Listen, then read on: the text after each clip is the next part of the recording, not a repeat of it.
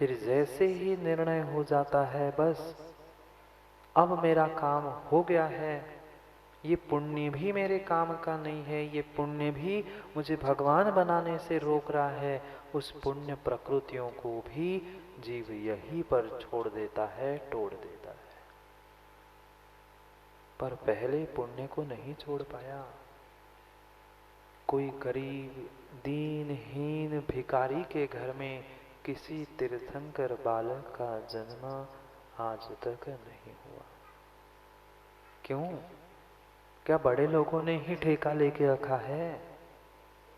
नहीं, बड़े पैसे वालों ने ठेका लेके नहीं रखा है। उन्हें धन संपत्ति मिली है, वो भी पुण्य से मिली है, और ऐसा पुत्र जन्म होने वाला है, वह भी पुण्य से ही मिला है।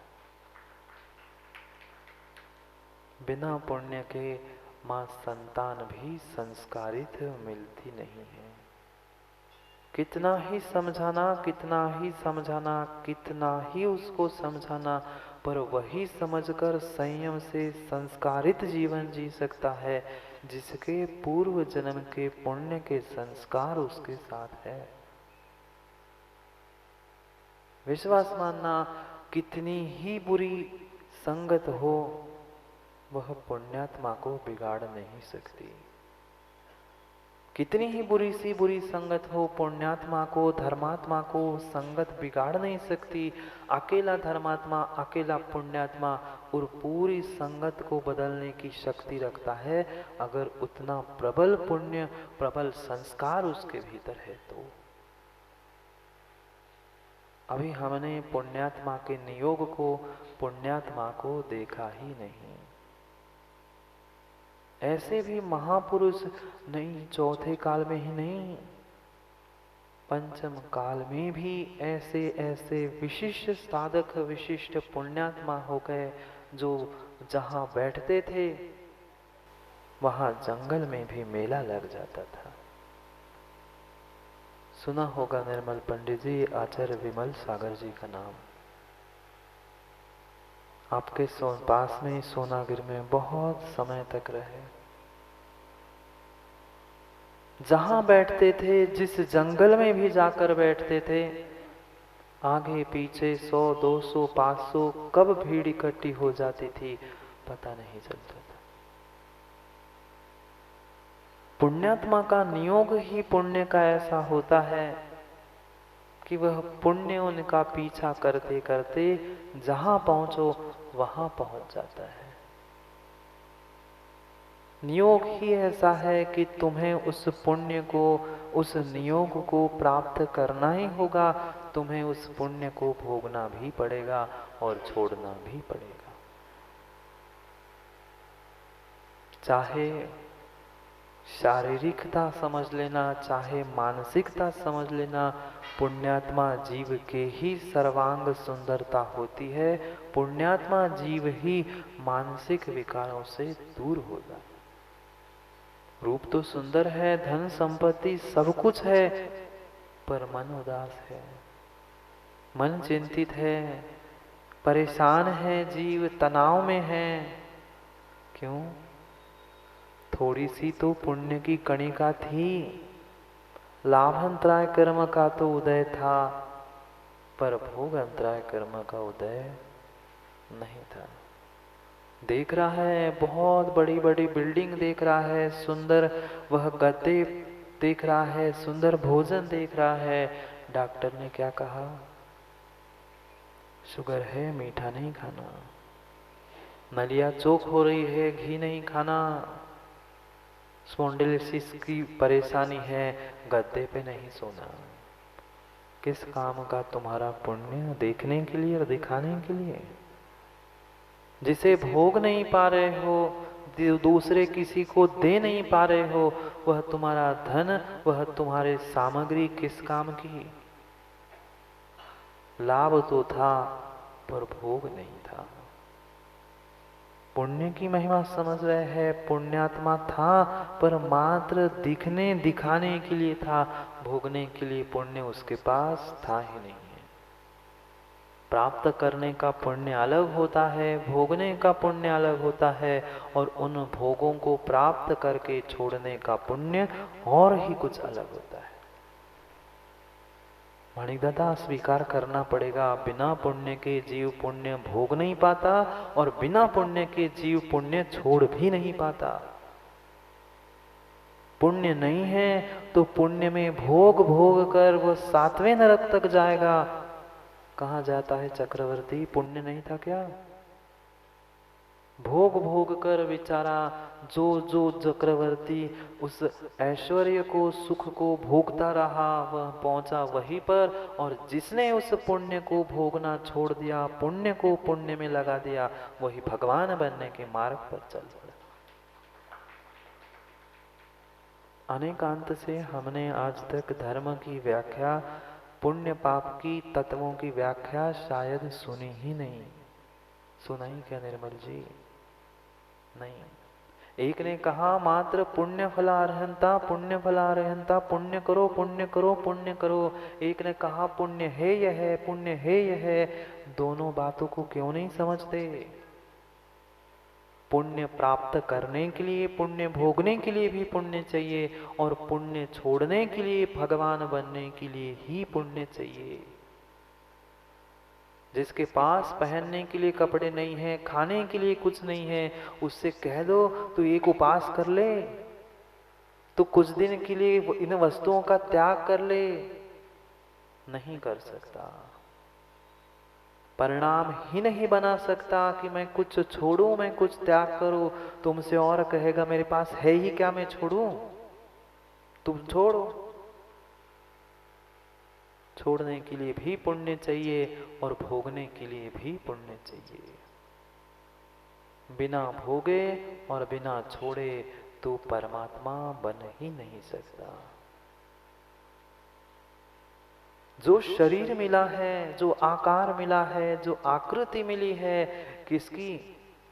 ये पुद्गल परमाणु जो भी मिले हैं, वो भी पुण्य से ही प्राप्त हुए हैं। पुण्यात्मा के वह पुण्य रूप पुद्गल परमाणु हुआ करते हैं।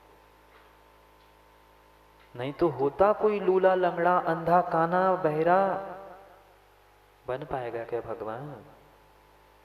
नहीं। भगवान क्या, निर्ग्रंथ बनने के लिए भी आगम में लिखा है कि उसे सर्वांग सुंदर होना चाहिए। कोई अंग उपांग कुछ कम अधिक है तो वह निर्ग्रंथ नहीं बन सकता। बनना क्या, वह निर्ग्रंथ के हाथ पर ग्रास भी नहीं रख सकता। कोई अंग कम है, कोई अंग अधिक है तो फिर निर्ग्रंथ को आहार देने की वह पात्रता नहीं है, निर्ग्रंथ बनने की पात्रता नहीं है। भगवान बनने की पात्रता कहाँ से आएगी? जो कुछ भी मिलता है वह सब कुछ पुण्य से ही वह तीर्थंकर प्रकृति को जीव प्राप्त करता है। अगर उसी में लीन होता रहा, उसी में डूबा रहा, तो वह उसी में डूब डूब कर नरक की उस गति में डूब जाता है, डूब जाता है। पुण्यात्मा को पुण्य, जिसके पास प्रचंड पूर्व जन्म का पुण्य है, इस समय का पुरुषार्थ है, उसको देखकर संकट भी संकट में पड़ जाता है, कष्ट दुख भी दुख में पड़ जाता है। मैं इस पुण्यात्मा का कैसे बाल बाका करूं? सोचता रहता है, सोचता रहता है, ये इतना पुण्यात्मा है पर मैं इतना उसे दुख कष्ट देने का भी प्रयास कर रहा हूं, पर ये दुखी क्यों नहीं होता है? माँ, दुख आना, कष्ट आना, ये तो कर्माधीन है।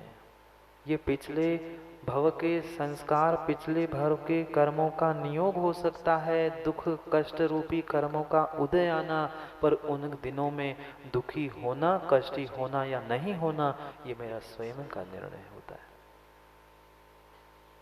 दुख तो हर किसी के जीवन में आते हैं, कष्ट तो हर किसी के जीवन में आते हैं। निर्ग्रंथों को तब कर्मों ने नहीं छोड़ा, बनने वाले तीर्थंकर भी कर्मों ने नहीं छोड़ा, पर उनके कर्मों के उदय में वे कभी भी दुखी नहीं हुए थे। कष्टी नहीं हुए थे, परेशान नहीं हुए थे, क्योंकि प्रचंड पुण्य की शक्ति है। जीव सोचता है, बहुत सारे जीव यहाँ बैठे बैठे सोचते होंगे कि मैं भी बहुत अच्छी भगवान की पूजा करूं, मैं भी आधा एक घंटा स्वाध्याय करूं, मैं भी दान करूं, मैं भी सब कुछ करूं, पर सोचते हैं, कर नहीं पाते। क्यों नहीं कर पाते? कौन सा ऐसा व्यक्ति होगा जो नहीं सोचता होगा कि मैं दान करूं, मैं भगवान की पूजा करूं, मैं कुछ स्वाध्याय करूं? हर व्यक्ति सोचता है, पर कर क्यों नहीं पाता? वह करने के लिए भी पुण्य चाहिए। चाहे संसार का कार्य हो, चाहे धर्म का कार्य हो, प्रत्येक कार्य में पुण्य के पुंज की आवश्यकता है। पर एकांत से ये मत समझ लेना, मात्र पुण्य में उलझाने की बात नहीं कर रहा हूं माणिक दादा, उसे छोड़ने की बात भी उतनी ही सटीकता से आगे समझनी है। दोनों को समझना होगा। बिना पुण्य के तुम संयम धारण कर नहीं सकते, बिना पुण्य के मोक्ष मार्ग पर पिछी कमंडल धारण करने के भाव भी नहीं हो सकते।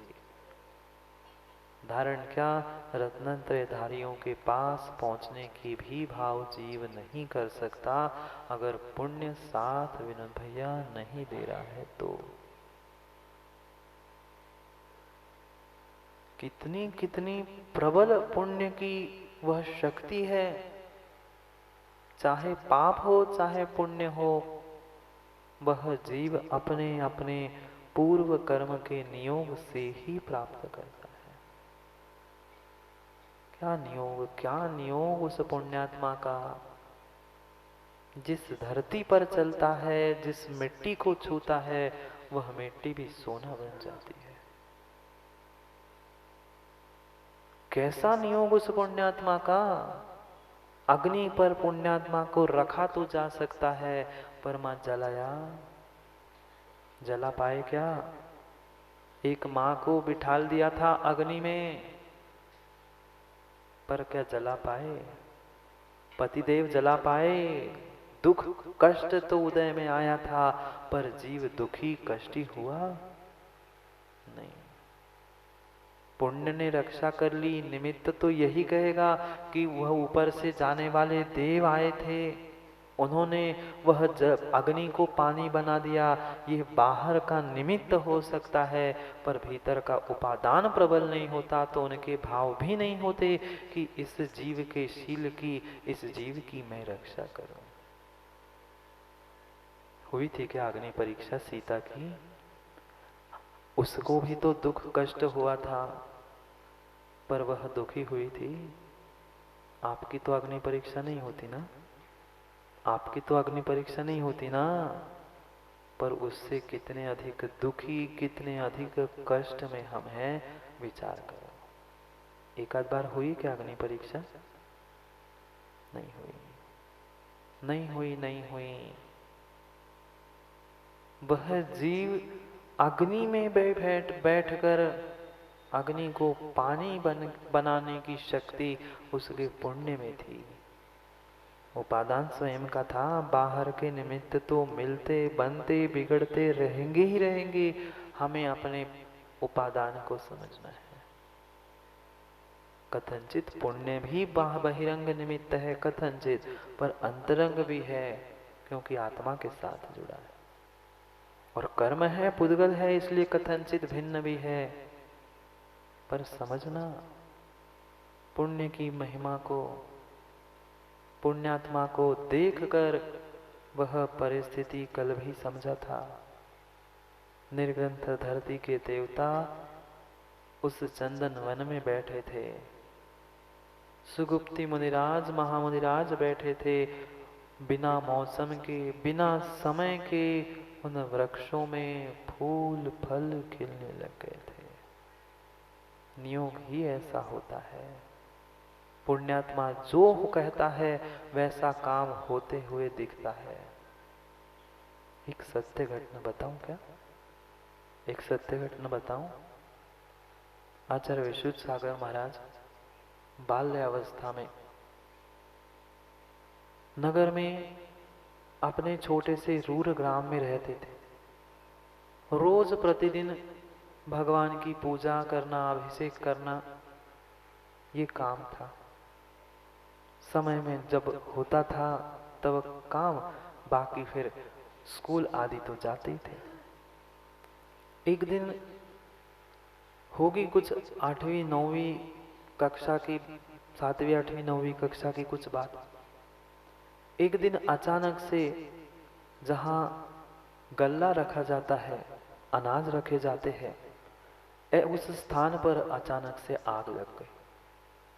खूब प्रयास किया, गांव के प्रत्येक व्यक्ति ने खूब प्रयास किया कि जैसे बने वह आग बुझ जाए, पर अब कितने देर व्यक्ति धैर्य रखता है। छोटी सी समाज, छोटा सा गांव, 10-15 मिनट में समाचार आग से भी अधिक पहले नगर में, ग्राम में पहुंच गया। सबने निर्णय कर लिया कि लला को बुला के लाना। बचपन में लला कहते थे, लला को बुला के ले आओ, लला को बुला के ले आओ। लला राजेंद्र गृहस्थावस्था के आचार्य मात्र पूजा करके घर वापिस ही लौट रहे थे। घर वापिस ही लौट रहे थे। लोगों ने कहा नहीं आप चलो, आप पहुंचते ही काम बन जाएगा। मैं कहा मैं क्या कर सकता हूँ, मैं तो भगवान की पूजा करके आया हूँ, मुझे तो स्कूल जाना है, वह पढ़ाई करने के लिए जाना है। कहते ठीक है बाद में जाना, पर तुम चलो। लला पहुंचा खेत खलिहान में, जहां वो गल्ला रखा था, आग लग रही थी। वहां पहुंचा, सबने कहा लला कुछ करो, ये जल गया तो बगल का भी गल्ला सब एक के लगे, पूरी आग बढ़ती जाएगी, कुछ करो। लला ने विचार किया क्या किया जाए। उसी खेत की मिट्टी उठाई, मात्र 1-2 बार नमोकार मंत्र पढ़ा और उस मिट्टी को जाकर उस आग पे डाल दिया। वह आग वहीं पर शांत हो गई। मिट्टी कोई जेब में रख के लाए थे, मंत्र कोई स्वयं ने बनाया था, मंत्र भी वही था, मिट्टी भी वही थी। पुण्यात्मा का नियोग ही ऐसा होता है, वह मिट्टी को भी उठाकर उस अग्नि पर डाल देता है, अग्नि भी शांत हो जाती है। ये तो फिर बनने वाले तीर्थंकर थे।